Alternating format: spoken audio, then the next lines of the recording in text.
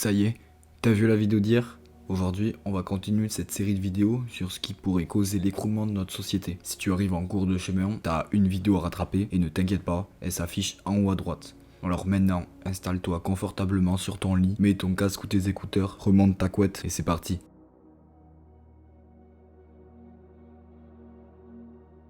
Ah, le réchauffement climatique.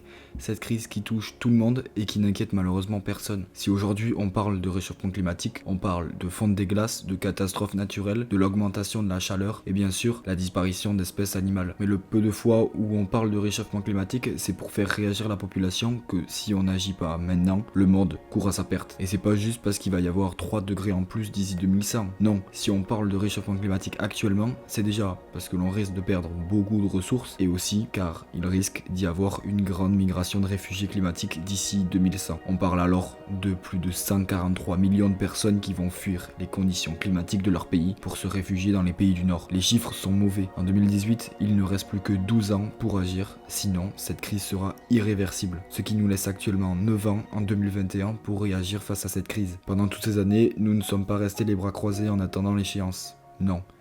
Nous avons développé l'énergie verte. Le rapport avec l'écroulement de notre société pourrait se baser en grande partie à cause du réchauffement climatique, car imaginons que nous n'avons rien pu faire pour stopper cette crise et que la température augmente de 3 degrés. Les réfugiés climatiques trouveront refuge dans les pays du Nord. Nous serons donc beaucoup plus nombreux dans les pays receveurs, ce qui pourrait causer des problèmes d'économie et ou des problèmes sociaux. En bref, une panique générale qui nous pousserait à faire n'importe quoi ou à ne rien gérer du tout. Pas besoin d'une bonne raison pour paniquer. Vous n'avez qu'à regarder les vidéos des supermarchés le lendemain de l'annonce d'Emmanuel Macron sur le confinement de 2020. C'est lamentable à quel point les gens s'inquiètent au dernier moment. Je dis pas que tout le monde est fautif dans cette crise, mais si en fait, tout le monde est concerné. Moi, comme toi, on peut pas se passer d'acheter des choses inutiles sur internet qui viennent de l'autre bout du monde.